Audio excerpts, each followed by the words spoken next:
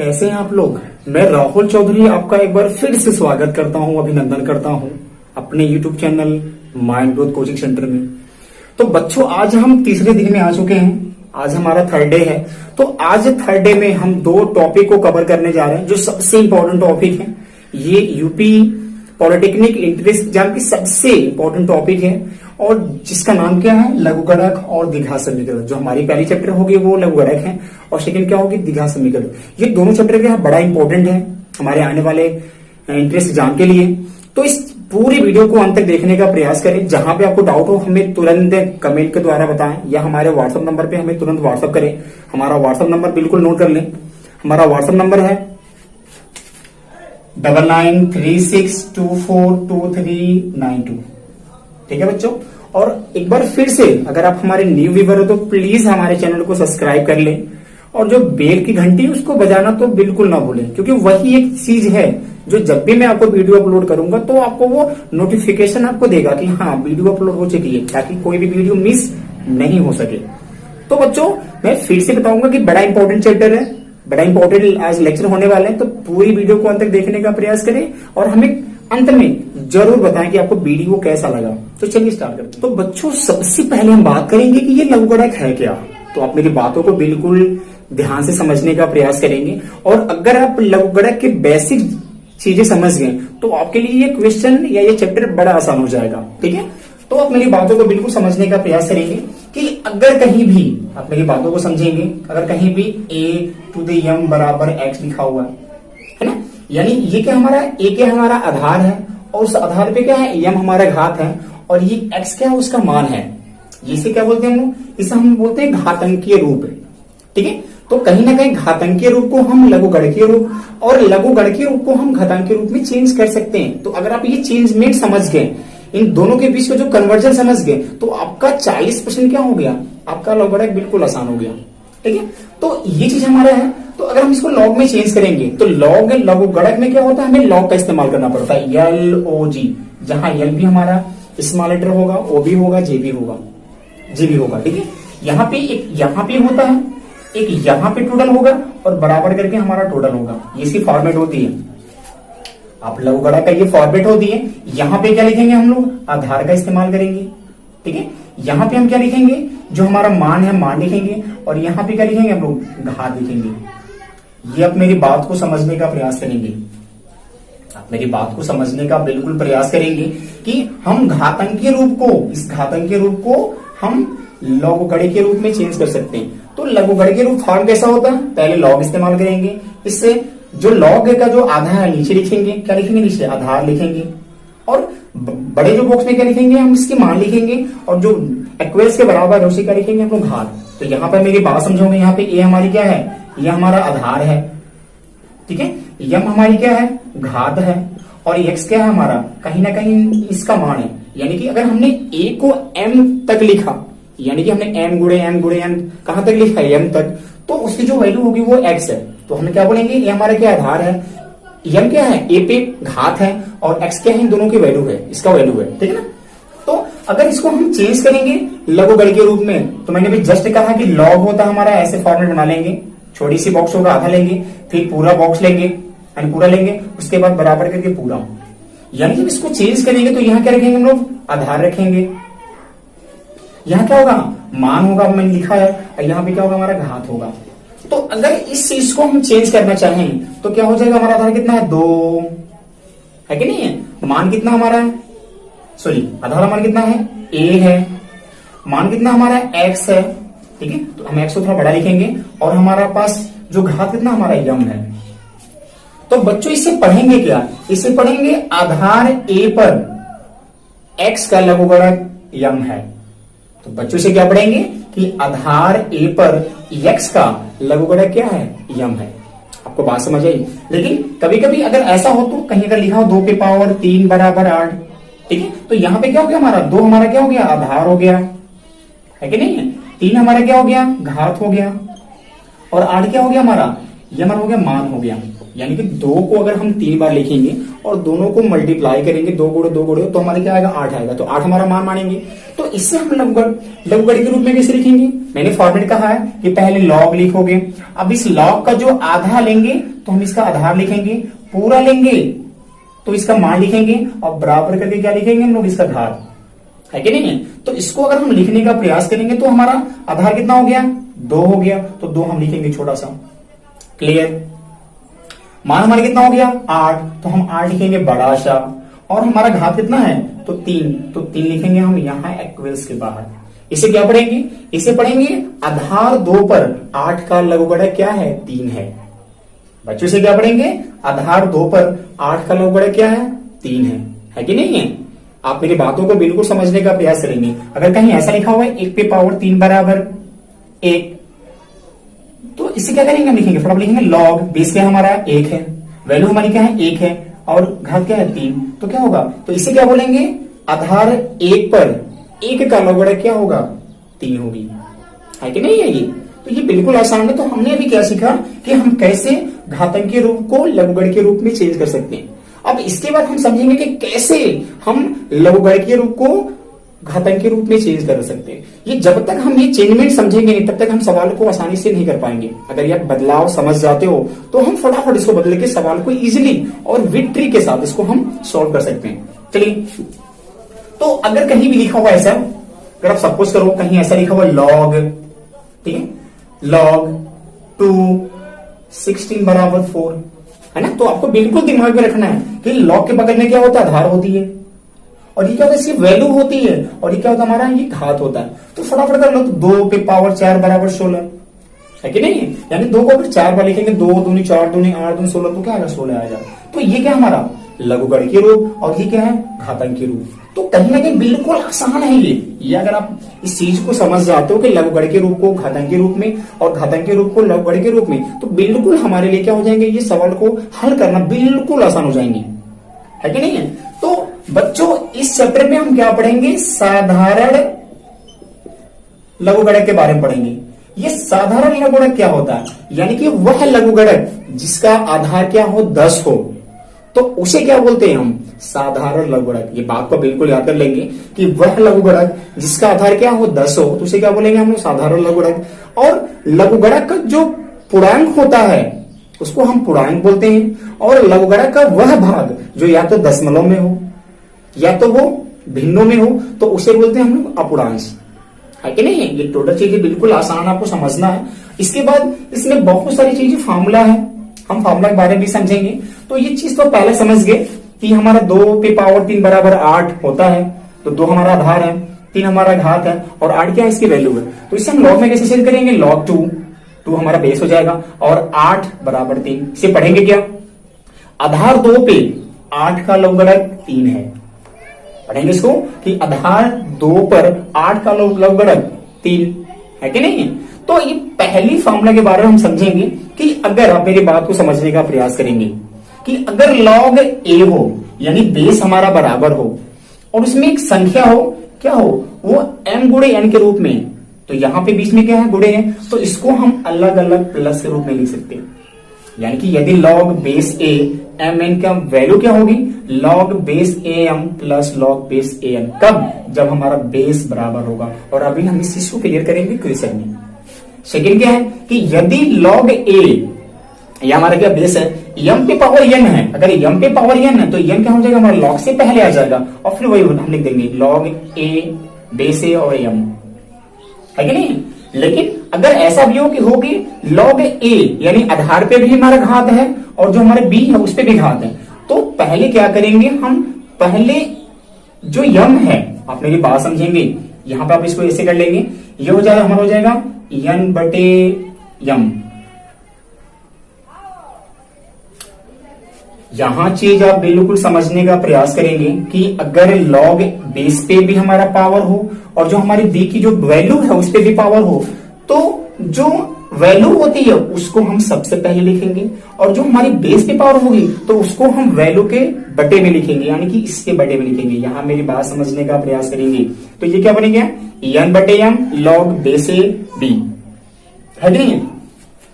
यहां समझिए कि अगर हमारा बेस बराबर हो और कोई भी ऐसा संख्या हो जो क्या हो? बटे में हो, यानी कि भिन्नों में हो, तो अगर इस भिन्नों में है यानी कि डिवाइड में है, तो तो हम इसको माइनस के रूप में अलग अलग तोड़ सकते हैं, है कि नहीं है। और अगर log a यानी बेस भी वही संख्या हो और जो वैल्यू हो वो भी वही हो, तो उसकी वैल्यू क्या होती है, हमारी 1 होती है, ये आप लर्न कर लोगे।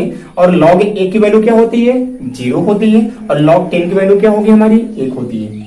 ठीक है, अब मेरी बात समझोगे कि अगर कहीं लिखा हुआ log 2, तो इसका मतलब क्या होगा कि यहाँ पे 10 बेस हमारा छुपा हुआ है, क्योंकि हम किसके बारे में बात कर रहे हैं, साधारण लघुगणक के बारे में बात कर रहे हैं। और कहीं भी, मैं फिर से बोलूंगा, अगर कहीं भी लिखा हुआ log 8, तो इसका मतलब क्या होगा कि हमारा आधार क्या छुपा हुआ है, 10 छुपा हुआ, क्योंकि हम साधारण लघुगणक के बारे में बात कर रहे हैं। तो मैंने भी जस्ट कहा कि log अगर कहीं 10 है तो यहाँ पे ऑलरेडी 10 है, तो दोनों अगर बराबर हो गए तो उसकी वैल्यू क्या होती है, 1 होती है।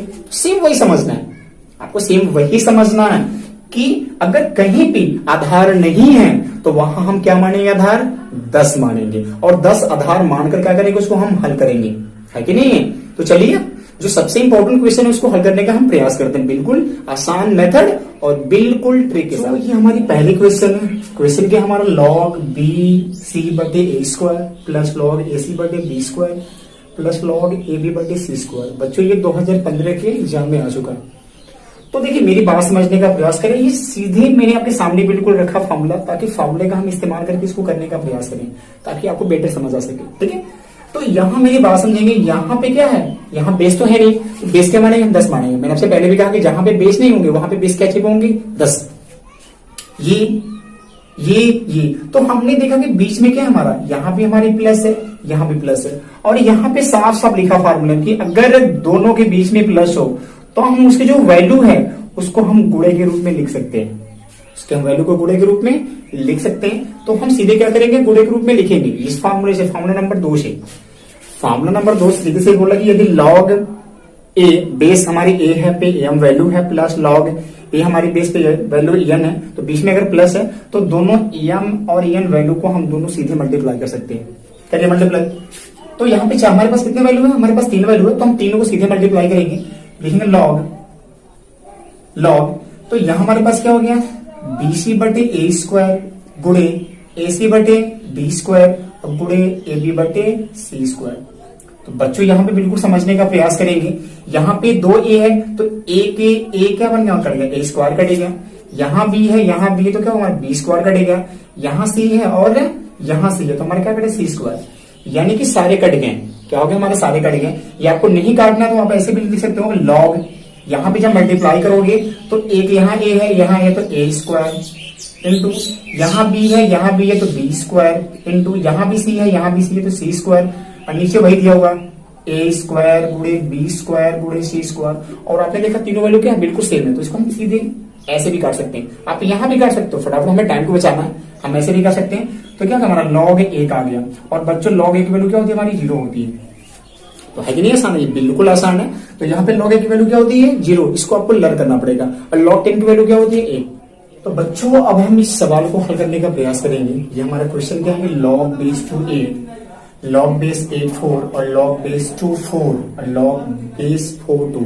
ठीक है, एक चीज मैं आपको बताना चाहूंगा कि अगर कहीं ऐसा हो log a और b हो, तो ये हमारी आधार है, ये हमारी क्या वैल्यू है, तो हम आधार को वैल्यू में और वैल्यू को आधार में इंटरचेंज कर सकते हैं। तो कैसे इंटरचेंज करेंगे, अगर इसे हमें इंटरचेंज करना तो क्या करेंगे, हम लिखेंगे 1/log ba। यह बात को समझ लेंगे, हम चाहें तो इसको इंटरचेंज कर सकते हैं। और जब इंटरचेंज करेंगे, अगर हम b को हमें a बनाना है, a को हमें b बनाना है, या ऐसे हम समझें कि हमें आधार को मान बनाना है, मान को आधार बनाना है, तो हम 1/, करके उसको इंटरचेंज कर सकते हैं। ठीक है, यहाँ हम इसी रूल का इस्तेमाल करेंगे। क्यों, ताकि जो हमारा आधार है वो बराबर हो सके और उसको हम आसानी से काट सकें। ठीक है, तो हम पहले बराबर करने का प्रयास करेंगे। यहाँ मेरी बात समझेंगे, यहाँ पे क्या है, बेस 8 है, यहाँ पे क्या हमारे पास बेस 4 है। तो लेकिन ये हमारा क्या है, बेस यहाँ 2 है और जो वैल्यू है वो 8 है। तो हम वैल्यू को बेस बनाएंगे, और जब हम वैल्यू को बेस बनाएंगे तो क्या होगा, हम इसे करेंगे 1/log 8 2। हमने अभी वही सीखा कि हम इसको इंटरचेंज कर देंगे और इसको हम क्या करेंगे, रेसिप्रोकल कर देंगे। यहाँ पे हमने कुछ नहीं किया, log 8 4 हो गया। ठीक है, यहाँ भी क्या करेंगे, हम इसके जो ये है ना log base 2 4, तो हम ये जो वैल्यू है उसको क्या बनाएंगे, हम वैल्यू को क्या बनाएंगे, आधार, तो यहाँ भी चेंज करेंगे 1/log 4(2) इंटू log 4(2) है कि नहीं है। तो इसको हम पहले मल्टीप्लाई कर लेंगे तो क्या होगा, log 8(4)/log 8(2) into log 4(2) into log base 4(2). तो ये दोनों बिल्कुल बराबर होता है, हम इसे काट सकते हैं। और यहाँ क्या होगा, हमारा log से हमारा log कट जाएगा, जो हमारा log 8 कट जाएगा, बेस हमारा बराबर था, क्या है हमारा 4/2। और जब इसको भाग करेंगे तो कितना आएगा हमारा 2। तो बच्चों 2 हमारी क्या हो गई, आंसर हो गई। तो मैंने बिल्कुल आसान और बिल्कुल सिंपल ट्रिक से किया। इस टाइप के क्वेश्चन बिल्कुल आते हैं, ये 2012 में आए भी है। तो चलिए देखते हैं अगला क्वेश्चन। अब हम क्या करेंगे, log 2 कोष्टक में log 2, फिर कोष्टक में log 2 16, ठीक है। तो इसको हम क्या करेंगे, यहां से हल करते हुए हम चलेंगे, क्योंकि ये कंप्लीट लघुगणक नहीं है, ये कंप्लीट नहीं है, तो ये कंप्लीट है, ठीक है। तो इसको हल करेंगे, जो इसकी वैल्यू आएगी तो ये कंप्लीट बनेगा, और इसकी वैल्यू आएगी तो ये कंप्लीट बनेगा। तो हम कंप्लीट बनाते ना देखा करेंगे, इसको हम हल करेंगे, है ना। चलिए देखते हैं। तो यहाँ पे आप बिल्कुल साफ देख रहे हो कि लास्ट में हमारी क्या है, log base 2 16, यानी कि आधार 2 पे 16 का हमें क्या निकालना है, लघुगणक निकालना है। कैसे करोगे, देखो यहाँ पे log base 2 तो log base 2 इसको हम लिख सकते हैं 2 पे पावर 4, है कि नहीं है। इसको हम 2 पे पावर 4 ले सकते हैं, क्योंकि 2 दूनी 4 दूनी 8 दूनी 16, तो 16 को हम 2 पे पावर 4 ले सकते हैं। और यहाँ पे आपको बिल्कुल मैंने बताया था कि अगर हमारे मान पे कोई घात हो रहा है तो घात कहाँ जाएगा, हमारे log से पहले आ जाएगा। तो हम घात को log से पहले लाएंगे, ये क्या होगा हमारा log base 2, ये हो जाएगा हमारा 4 log base 2 और वैल्यू भी 2। यहां मैंने आपको बताया भी था फार्मूले में कि यदि हमारे बेस और क्या हो, जो वैल्यू बराबर हो, तो इसकी वैल्यू क्या होती है, हमारी 1 होती है, ठीक है। तो यहां लिखेंगे हम log base 2, तो यहाँ क्या हो जाएगा, हमारा हो जाएगा 4x1, ये 4x1, इसकी वैल्यू क्या होगी, 1 होगी, ठीक है। कोष्टक बंद कर देंगे, हमारी क्या होगी log base 2 और 4 हो गया, क्या हो गया 4 हो गया। अब सेम काम वही करेंगे। अब इसको हम क्या करेंगे, इसको यहां से इसको हल करेंगे, फिर क्या बनेगी, इसकी वैल्यू क्या बनेगी, वो क्या करेगी, वो कंप्लीट लघुगणक हो जाएगा। तो log क्या हो गया हमारा base 2, तो जब इसको लिखेंगे log base 2, तो इसको हम लिख सकते हैं 2 पे पावर 2, तो 2 हमारा क्या आएगा, log से पहले आ जाएगा, तो क्या होगा log base 2, तो यहाँ हो गए 2 log base 2, ये भी हमारी क्या होगी, हमारी बेस और वैल्यू बराबर हो गया, तो इसकी वैल्यू क्या हो जाएगी, हमारी 1 हो जाएगी। तो जो कि log base 2 into 1 है ना, तो ये भी हमारी क्या होगी log base 2। तो यहाँ पे हमने सेम वही आया, यानी कि जो हमारी बेस भी वही है और हमारी वैल्यू भी वही है। तो अगर बेस और वैल्यू वही हो तो इसकी वैल्यू क्या होती है, 1 होती है। तो इसका आंसर क्या हो जाएगा हमारा। तो बच्चों हमारी अगली क्वेश्चन क्या है, log base 10x बराबर y, तो log 1000 x² का मान कितना होगा। और ये क्वेश्चन 2011 में आ चुका है, तो हम इसको सॉल्व करेंगे। तो यहाँ पे साफ साफ बोल रहा है कि हमें इसकी वैल्यू निकालनी है, और हमें वैल्यू दिया हुआ कि यदि log base 10x बराबर y हो, ठीक है। तो हम इसकी वैल्यू को फाइंड करते हैं। तो यहाँ पे क्या लिखा हुआ, log बेस क्या हमारा 1000 और x² का हमें वैल्यू फाइंड करना। तो इसको हम घातांक के रूप में लिखेंगे, तो क्या होगा हमारे, क्या होगा log 10 पे क्यूब हो जाएगा और x² ऑलरेडी है, ठीक है। यहां से आप आएंगे एग्जाम्पल नंबर 4 में आएंगे, यहाँ पे साफ साफ लिखा हुआ कि यदि आधार पे भी पावर हो और जो log की वैल्यू है उस पे भी पावर हो, तो अगर आधार पे पावर क्या हो, हमारे m हो, और b पे मतलब जो हमारी वैल्यू है वो b पे पावर n हो, तो n/m हो जाएगा log से पहले। यानी कि ये 3 क्या होगा बटे में, और 2 क्या होगा उसके ऊपर, 3 क्या बन जाएगा हर, और 2 क्या बनेगा हमारा अंश। तो इसको क्या लिखेंगे, पहले ये लिखेंगे, क्योंकि ये क्या हमारे इस पे पावर है, ठीक है। तो 2 हो गया बटे इसके लिखेंगे नीचे, तो 3 हो गए। या बिल्कुल दिमाग में रख लेंगे कि जो वैल्यू होती है उसका जो घात है वो उसको अंश बनाएंगे, और जो आधार का जो घात है उसे क्या बनाएंगे, हम हर बनाएंगे। अब ये क्या हो गया हमारा, ये हो गया log 10x, ठीक है बच्चों। यहाँ पे आपको साफ साफ लिखा होगा कि log base 10x की वैल्यू क्या दिया y, तो हमें कुछ करना नहीं है, तो हम इस पे वैल्यू को पुट कर लेंगे। तो 2/3 क्या हो गया हमारा y, यही हमारे क्या हो गया आंसर। तो ये प्रश्न बड़ा ट्रिकी है, ये 2011 में आया भी है, बड़ा इंपॉर्टेंट है, तो इसको आप से समझ लेंगे। यहाँ पे हमें वैल्यू दी हुई है, यहाँ से हमें फाइंड करनी है। तो यहाँ पे हमने कुछ किया नहीं, हमने हजारों को 10 के पावर क्यू के रूप में लिखा।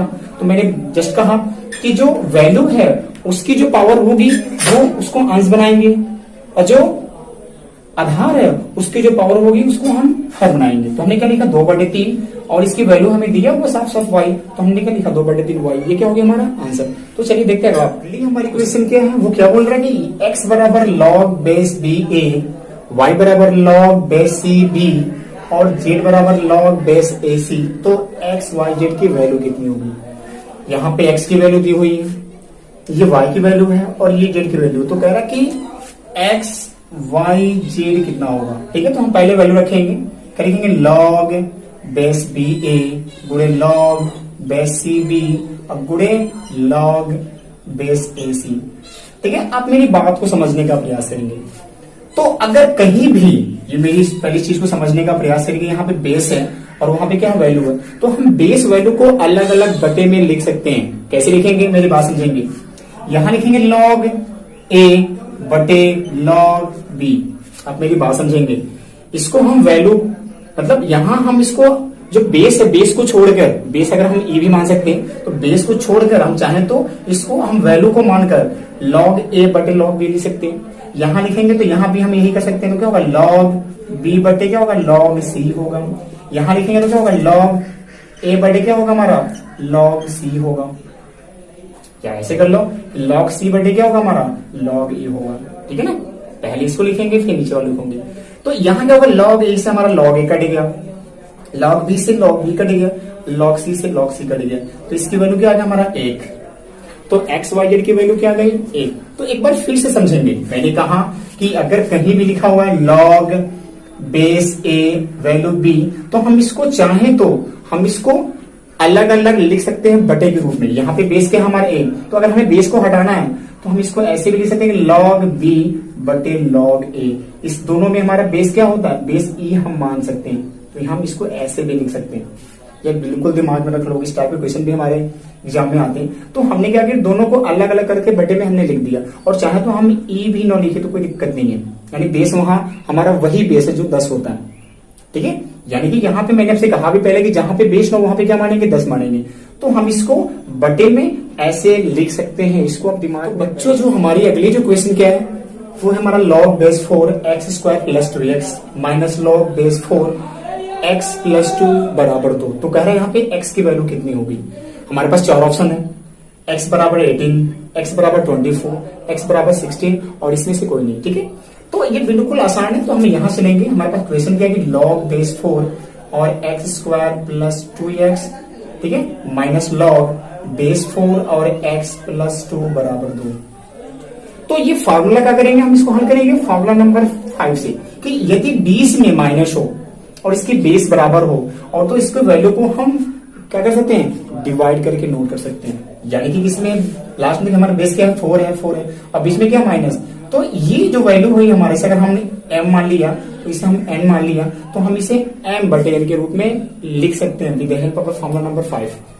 तो क्या होगा ये होगा log base 4 x square plus 2x बटे क्या हो गया x प्लस 2 बराबर 2 हो गया। ठीक है, ऊपर हम x कॉमन ले सकते हैं, तो log क्या हो गया हमारा 4।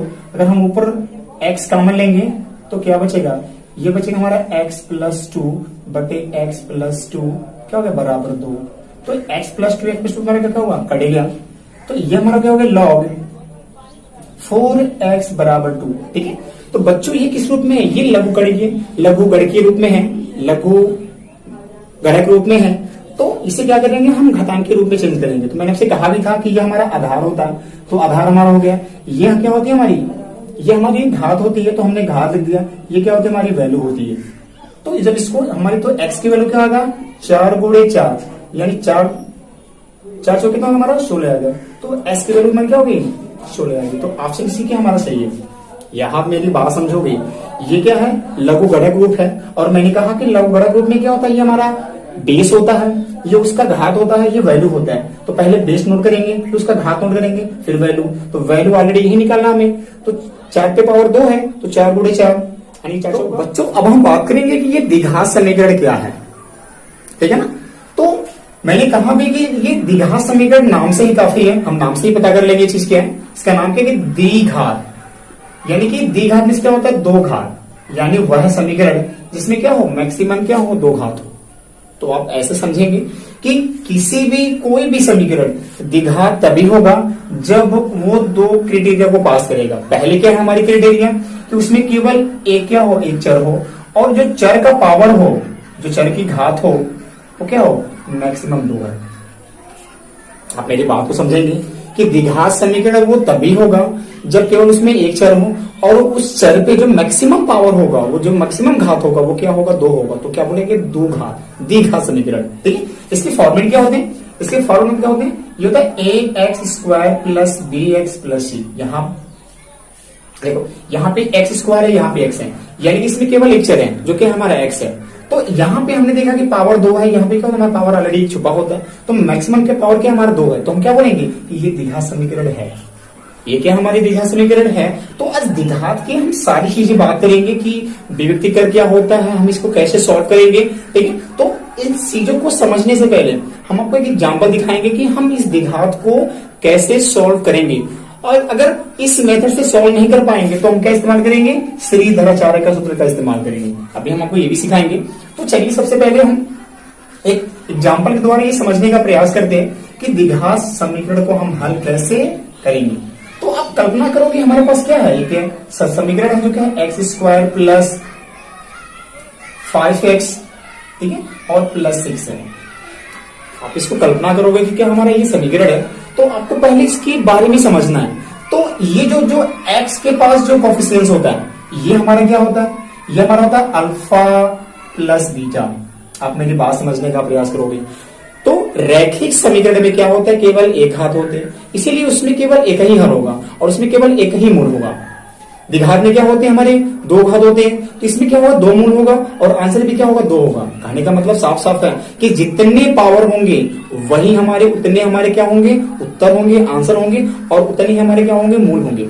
अगर त्रिघात में हम बात करेंगे तो मैक्सिमम पावर कितनी होती है, हमारी 3 होती है। तो उसमें क्या होता है, मूल हमारे भी 3 होते हैं, अल्फा बीटा गामा। इसमें क्या लेंगे हम, अल्फा प्लस बीटा लेंगे, अल्फा बीटा लेंगे। ठीक है, तो त्रिघात में क्या होता है, 3 आंसर निकलते हैं और उसमें क्या होता है, 3 मूल होता है, जिसको हम क्या बोलते हैं, इसमें जीरोज, है ना।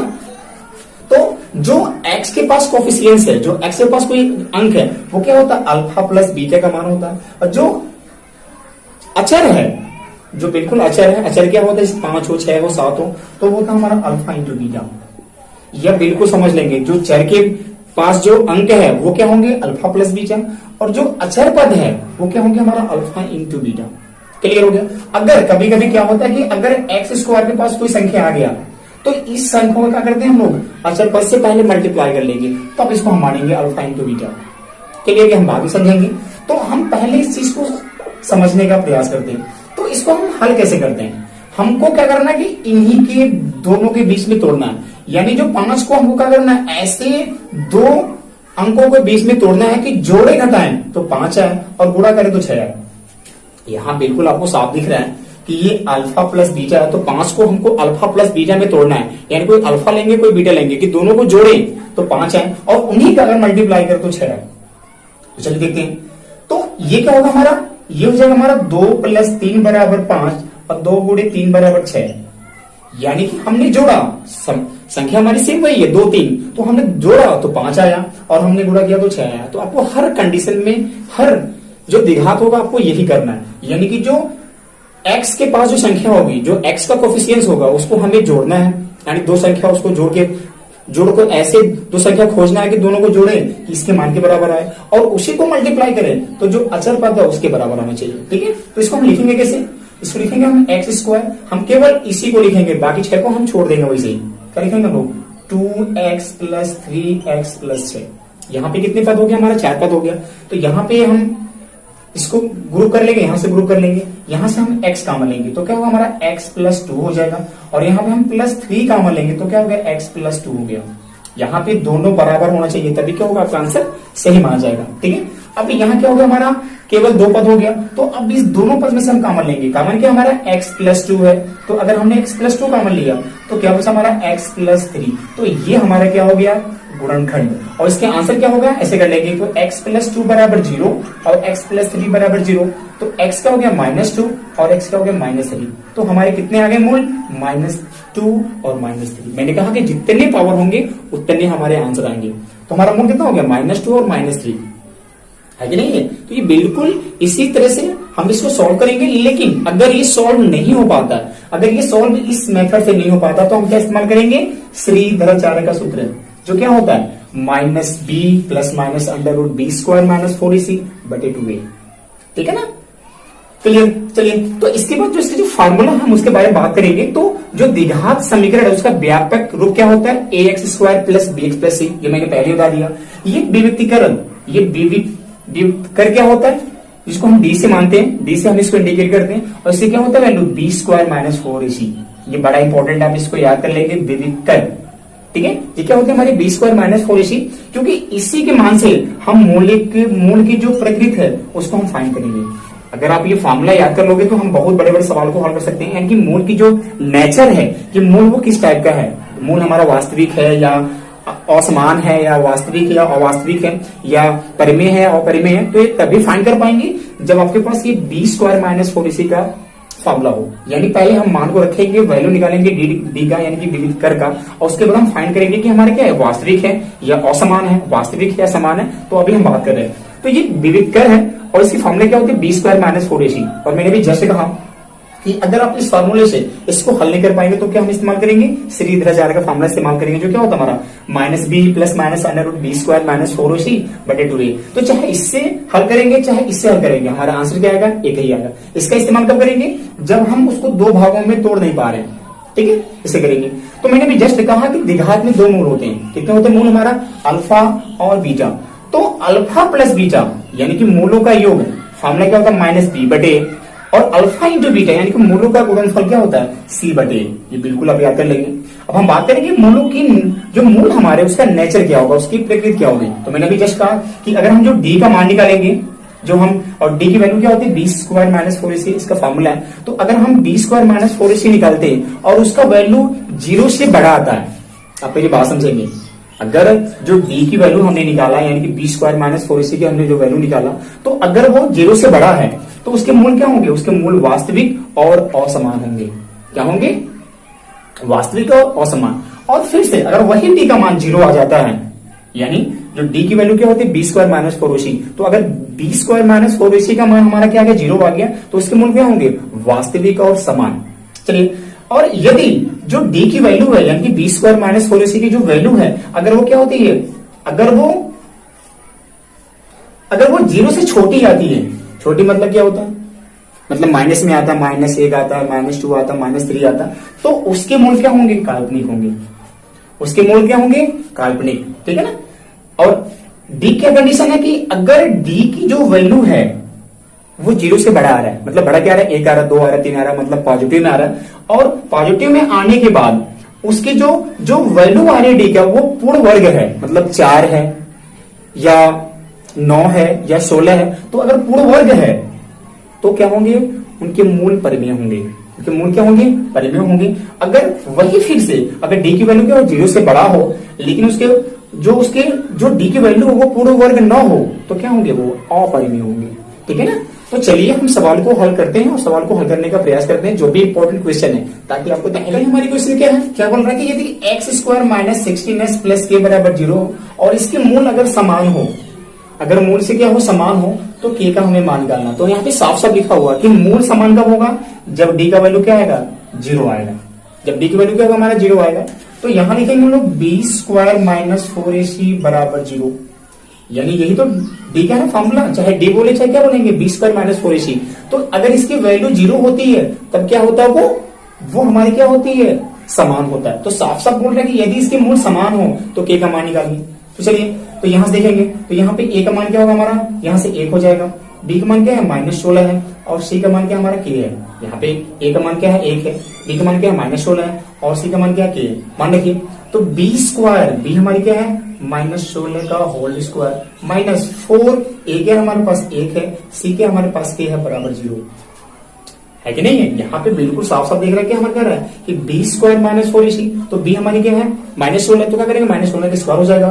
फिर -4, ए का वैल्यू क्या हमारा 1 है और हमारा सी का वैल्यू क्या है k है। तो क्या होगा ये, अगर 16 का हम स्क्वायर निकालें क्या होगा हमारा 36 को 6 हासिल 3, तो क्या हो गया 6 9 6 15 को 5 साथ में क्या होगा 256, यह क्या हमारा 256 माइनस 4k बराबर 0, ठीक है ना। तो यहां से हम कर लेंगे, यहां क्या करेंगे तो लिखेंगे 256 बराबर 4k, हमने क्या किया k को ट्रांसफर कर दो क्या हो जाएगा प्लस बन जाएगा। तो हमारा k क्या हो गया 256/4, तो हमारा k क्या हो गया भाग करिए 6 चौके 24, एक बचा 16 हो गया, 4 चौके 16, तो कितना होगा हमारा k की वैल्यू। तो बच्चों जो हमारी सेकेंड क्वेश्चन है वो क्या है, वो कह रहा है कि x square equals x plus 7 के मूल यदि अल्फा और बीटा है हो तो अल्फा बटे बीटा प्लस बीटा बटे अल्फा का मान कितना होगा। ये बड़ा इंटरेस्टिंग क्वेश्चन है और ये बहुत सारे कंपटीशन वगैरह में आता भी है, तो इसको हम हल करने का प्रयास करेंगे। मैंने आपको इससे पहले भी कहा था कि जितने ज्यादा उस इक्वेशन में पावर होंगे, मैक्सिमम पावर, उतना क्या होता है हमारे मूल होते हैं। हमने कल बात किया था कि अगर रैखिक समीकरण है तो उसमें केवल एक ही घात होते हैं, मैक्सिमम क्या होते हैं एक घात होती है, इसीलिए उसके मूल क्या होते हैं एक होते हैं। ये हम क्या पढ़ रहे हैं द्विघात समीकरण, तो द्विघात में क्या होंगे दो मूल होंगे अल्फा और बीटा, ये बात का बिल्कुल ध्यान रखेंगे, ठीक है। तो यहां से पहले चीज क्या करेंगे हम, जब हम इसको सॉल्व करेंगे तो पहले चीजें हम निकालेंगे अल्फा प्लस बीटा का मान। इसका फॉर्मूला क्या होता है सर -b/a, ठीक है ना। और अल्फा इंटू बीटा का फॉर्मूला क्या होता है c/a। तो ये तभी निकाल पाओगे जब जो हमारा इक्वेशन है, हमारे पास इक्वेशन क्या है x square equals x plus 7, तो ये फॉर्मेट में नहीं है, पहले हम इसको फॉर्मेट में करेंगे तो क्या होगा ये x square minus x minus 7 बराबर 0 है कि नहीं है। तो यहाँ पे a बराबर क्या आएगा 1 आएगा, b क्या आएगा -1 आएगा और c क्या आएगा -7, यह मान रखेंगे। तो अल्फा प्लस बीटा क्या होगा -b/a, तो माइनस माइनस और माइनस b क्या है माइनस, a कितना हमारा 1, तो इसका हमारा 1/1 बराबर क्या होगा ये 1 आ जाएगा, है कि नहीं है। अब ये हम निकालेंगे अल्फा इंटू बीटा का तो क्या होता है c/a, तो c हमारा कितना है -7 और a कितना 1, तो क्या होगा -7 हो गया। तो हमने अल्फा प्लस बीटा भी निकाल दिया और हमने अल्फा इंटू बीटा भी निकाल दिया, ठीक है ना। ये बिल्कुल दिमाग में रखेंगे, हमने ये भी मान वैल्यू फाइंड कर लिया और हमने ये भी वैल्यू फाइंड कर लिया।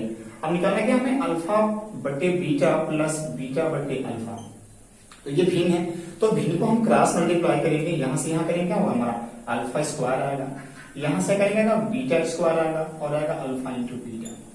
तो अभी भी हमने देखा कि ये alpha square plus beta square है और हम डायरेक्टली अल्फा प्लस बीटा या अल्फा इंटू बीटा का मान नहीं रख सकते, तो हम एक फॉर्मूला बनाएंगे। आपको एक फॉर्मूला याद होगा कि अगर अल्फा प्लस बीटा का स्क्वायर होता, अगर हम फाइंड करने का प्रयास करेंगे तो क्या होगा ये alpha square plus beta square plus 2 alpha into beta. तो इसी मान को हम फाइंड करेंगे, तो अगर इस मान को फाइंड करेंगे तो हम इसको ट्रांसफर करेंगे, क्या आएगा अल्फा प्लस बीटा का होल स्क्वायर माइनस क्या हो गया -2 अल्फा इंटू बीटा बराबर alpha square plus beta square. तो बच्चों ये बिल्कुल ध्यान देखेंगे, क्या लिखा हुआ alpha square plus beta square, यानी कि alpha square plus beta square के स्थान पे हम क्या लिख सकते हैं अल्फा प्लस बीटा का whole square minus 2 alpha into beta. तो हम इसके स्थान पे क्या लिख सकते हैं, हम लिख सकते हैं कि अल्फा प्लस बीटा का whole square -2 alpha into beta और नीचे क्या होगा अल्फा इंटू बीटा। अब हम जाके मान को अपने रख सकते हैं, चलिए मान रखते हैं। तो अल्फा प्लस बीटा कितना हमारा 1 है, तो 1 का होल स्क्वायर माइनस 2 गुणे अल्फा इंटू बीटा कितनी है -7 है, तो -7 कर लेंगे बटे अल्फा इंटू बीटा क्या है -7, तो -7 कर लेंगे, बस मान हम अपनी पूर्ण कर लेंगे। इसकी वैल्यू 1 होगी, 1 प्लस क्या होगा 7 दूनी 14 बटे -7 है कि नहीं, ये प्लस हो जाएंगे, तो हमारा ये क्या हो गया 15 बटे क्या होगा हमारा 7, तो क्या होगा इसके -15 बटे 7, ये क्या हमारा आंसर हो गया, है कि नहीं। यानी कि क्या हुआ अल्फा बटे बीटा प्लस बीटा बटे अल्फा का मान कितना है हमारा -15 बटे 7, ठीक है। तो बच्चों हमारी अगली क्वेश्चन क्या है, क्या बोल रहा है कि x square minus 10x plus 11 बराबर 0, तो इसका हरात्मक माध्य क्या होगा, ठीक है, मेरी बात समझोगे। तो हरात्मक जो माध्य है उसका फॉर्मूला क्या होता है 2 alpha into beta plus alpha plus beta. ठीक है, ये क्या हमारा हरात्मक है। लेकिन अगर समांतर माध्य होगा तो आप क्या लिखोगे, अल्फा प्लस बीटा बटे 2। यह दोनों फॉर्मूला बिल्कुल याद कर लेंगे और इस फॉर्मूले से हमें यूज करके ही क्या करना है, हमें हरात्मक मान निकालना। तो यहाँ पे आपने देखा कि ये अल्फा इंटू बीटा है और ये अल्फा प्लस बीटा है, यानी कि मूलों का ये गुणनफल है और ये मूलों का योगफल है। तो इस समीकरण की सहायता से पहले क्या करेंगे, हम अल्फा इंटू बीटा निकालेंगे और अल्फा प्लस बीटा निकालेंगे, फिर इसको मान रखेंगे और हम आसानी से दोनों मान को निकाल सकते हैं। तो हमें बेसिकली क्या निकालना है, हरात्मक मान है कि नहीं। तो हमारे पास क्या समीकरण है कि x square minus 10x plus 11 equals 0। तो यहाँ पे ए क्या होगा, बी क्या होगा -10, सी क्या होगा हमारा 11। और जब हम अल्फा प्लस बीटा निकालेंगे, इसके फॉर्मूला क्या होता है, माइनस बी बटे ए, आपके बिल्कुल सामने है। और अल्फा इंटू बीटा क्या होता है हमारा, सी बटे ए। तो हम मान रखते तो माइनस हो गया, माइनस बी क्या 10 हो गया, बटे ए क्या हमारा 1 है, यहाँ पे रखेंगे। सी कितना हमारा 11 और ए क्या हमारा सी हमारा 11 और ए क्या हमारा 1 है। तो क्या होगा, ये 10 हो गया और ये हमारा क्या है 11 आ गया। ठीक है, तो जब हम यहाँ मान रखेंगे तो क्या होगा, 2 गुणे अल्फा इंटू बीटा कितना हमारा है 11 बटे अल्फा प्लस बीटा तो 10 हो गया। और यहाँ करेंगे तो अल्फा प्लस बीटा कितना 10 बटे 2, तो ये होगा हमारा काटिए 2 एकम 2 5 दूनी 10, क्या है हमारे 11 बटे 5 और ये क्या हो गया हमारा 5। तो हरात्मक मान क्या गया हमारे 11 बटे 5 और समांतर मान क्या हो गया केवल 5 है कि नहीं। तो बिल्कुल आसान है ये फॉर्मूला, बिल्कुल नोट कर लेंगे कि हरात्मक का क्या होता है 2 इंटू अल्फा इंटू बीटा बटे अल्फा प्लस बीटा और समांतर क्या होता है अल्फा प्लस बीटा बटे 11 में आया है। ये 2011 में आया है और ये 2013 में आया है। ठीक है ना जी। तो क्वेश्चन बड़ा इंपॉर्टेंट है। तो ये सबसे आसान मैं आपको ट्रिक्स बताऊंगा कि ऐसे क्वेश्चन को हम कैसे सॉल्व करेंगे। ठीक है, अगर ऐसे क्वेश्चन है यानी कि इनकी जो कड़ी है, कड़ी के बाहर अगर कोई संख्या नहीं है तो वहां पे क्या छिपा होता है, यहाँ पे 1 होता है। यानी कड़ी के बाहर अगर हम यहाँ पे 1 रख दे तो मान की वैल्यू नहीं पड़ती, यानी सभी संख्या क्या होता है हमारा गुणनफल 1 होता है। तो यही है, अगर यहाँ पे कुछ नहीं है तो क्या करेंगे कि जो कड़ी के अंदर संख्या है उनको ऐसे 2 भागों में तोड़ेंगे या ऐसे बोलेंगे उनका 2 गुणनखंड ऐसा निकालेंगे कि अगर उनको हम घटाएं तो अंतर 1 आना चाहिए।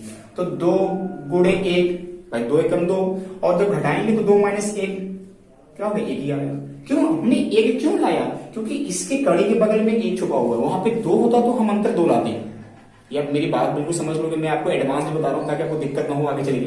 ठीक है, तो अब इसमें क्या रूल है कि अगर बीच में प्लस है तो हम बड़ी संख्या लेंगे और माइनस तो हम क्या करेंगे छोटे लेंगे। तो बीच में क्या हमारा प्लस है, इसलिए क्या होगा इसका आंसर एक्स की वैल्यू क्या आएगी हमारी 2 हो जाएगी। अगर बच्चों इसमें बीच में माइनस माइनस होता तो आंसर क्या होता हमारा 1 होता है कि नहीं है। ठीक है, यहाँ भी सेम सवाल है, यहाँ भी समझ लो, चलो हमने यहाँ पे माइनस कर दिया, यहाँ पे प्लस है तो हमने मान लो माइनस कर दिया ताकि आप एक एग्जाम्पल समझ लो प्लस का एक माइनस है। तो अगर हमने यहाँ पे माइनस कर दिया तो सेम हम वही काम करेंगे, कोष्टक से पहले कुछ है नहीं, ये कड़ी से पहले कुछ है नहीं, इसका मतलब वहां पे 1 छुपा हुआ, मतलब सबका एक गुणनखंड होता ही है। तो हमें 12 को ऐसे 2 भागों में तोड़ना है, ऐसा 2 फैक्टर निकालना है कि जिसका अंदर क्या हो 1 हो। अगर कोष्टक अगर कड़ी से पहले 2 होता तो अंतर 2 निकालते, कड़ी से पहले 3 होता तो अंतर हम 3 निकालते हैं। ये बिल्कुल आप दिमाग में रख लेंगे। चलिए, तो क्या होगा 4 गुणे 3 यानी 4 के 12 और इसका अंतर क्या हो गया हमारा 1 हो गया। तो मैंने वही कहा कि अगर प्लस है तो बड़ी होगी और माइनस हो गया हमारी छोटी होगी। तो यहाँ पे क्या माइनस, क्या लिखेंगे हम छोटी संख्या लिखेंगे। तो क्या होगा हमारा एक्स की वैल्यू क्या आ गया हमारा 3 आ गया। बिल्कुल इजी है, आपको कोई दिक्कत नहीं होने वाला है कि नहीं है। तो बिल्कुल हम आसानी से कर रहे हैं, बिल्कुल ट्रिक का इस्तेमाल कर रहे हैं और इस टाइप के क्वेश्चन बड़ा आते हैं, इस टाइप के क्वेश्चन अपने एग्जाम में बहुत ज्यादा आते हैं। तो चलिए अगला क्वेश्चन देखते हैं। तो बच्चों जो हमारी अगली क्वेश्चन है वो क्या है, वो क्या बोल रहे हैं, यदि 2x square minus 10x plus p बराबर 0 का एक मूल दूसरे मूल के 2/3 गुना है तो p का मान क्या होगा। Once again you have to listen very carefully. क्या बोला, यदि 2x square minus 10x plus p बराबर 0 हो और उसमें का जो एक मूल मतलब जो एक मूल है वो दूसरे मूल से क्या 2/3 गुना है। हम यहाँ पे सोल्यूशन करेंगे तो हमने क्या माना, पहला मूल क्या है हमारा अल्फा है, तो दूसरा क्या होगा, साफ साफ बोल रहा है कि 2/3 गुना है तो 2/3 अल्फा हो जाएगा। भाई जाहिर सी बात है, यानी पहला मूल क्या हमारा अल्फा है तो दूसरा मूल क्या होगा हमारा क्या हो जाएगा 2/3 अल्फा हो जाएगा। यानी अल्फा बराबर अल्फा और बीटा बराबर क्या होगा हमारा 2/3 अल्फा है कि नहीं है। क्लियर। तो यहां से अगर हम कंपेयर कर लेंगे तो हमारा ए क्या हो जाएगा, 2 हो जाएगा, बी क्या हो गया -10 और सी क्या हो गया पी, है कि नहीं क्लियर। तो अगर हम मान निकालेंगे कि अल्फा प्लस बीटा क्या होता है -b/a, तो अल्फा क्या हमने माना है, अल्फा हमने अल्फा माना और प्लस बीटा क्या माना है 2/3 अल्फा बराबर -b, यानी -10 हो गया, अल्फा कितना हमारा 2। क्लियर, मेरी बात को समझेंगे, ठीक है। तो यहां पे हम इसको हल करेंगे, जब हम क्रॉस मल्टीप्लाई करेंगे तो क्या होगा 3 अल्फा प्लस 2 अल्फा/3 बराबर 10/2, तो 5 अल्फा/3 बराबर 5 हो गया, है ना, ठीक है। तो यहाँ पे हमने क्या किया, यहाँ पे जब हम क्रॉस मल्टीप्लाई करेंगे तो 5 अल्फा बराबर 15, तो अल्फा बराबर क्या हो गया 5 हो जाएगा सीधे, सॉरी 3 हो गया, 5 3 15, 3 आ गया। तो अल्फा क्या हमारा 3 आ गया। तो अगर हम बीटा निकालेंगे, बीटा को हमने क्या माना है, तो हम बीटा का मान निकालेंगे, तो हमने बीटा क्या माना है, हमने माना 2/3 अल्फा, तो अल्फा मान क्या निकला 3 निकलेगा, 3 का कटेगा, तो बीटा क्या होगा हमारा 2 हो गया। तो अगर अल्फा निकाल लिया हमने, बीटा भी निकाल दिया, तो अब हम निकालेंगे अल्फा इंटू बीटा बराबर क्या होगा c/a, तो अल्फा हमारा क्या हो गया 3 गुणे बीटा क्या हो गया 2 बराबर c क्या हमारे पास p है और a क्या हमारे पास 2 है कि नहीं। तो हम इसे क्रॉस मल्टीप्लाई करेंगे तो क्या हो जाएगा 6 बराबर p/2, क्रॉस मल्टीप्लाई कर लीजिए, तो क्रॉस करेंगे और p बराबर क्या होगा हमारा 12 है, तो p की वैल्यू क्या होगी हमारी 12। तो बच्चों आज के लिए बस इतना है। आपको हमारा YouTube चैनल कैसा लग रहा है प्लीज हमें कमेंट करके बताएं। ये 3rd डे था और कल हम आपको वीडियो अपलोड करेंगे 4th डे का, ठीक है। तो थैंक यू मेरी वीडियो को देखने के लिए, मेरे चैनल को सब्सक्राइब जरूर कर लें। तो thank you, have a nice day, enjoy your life.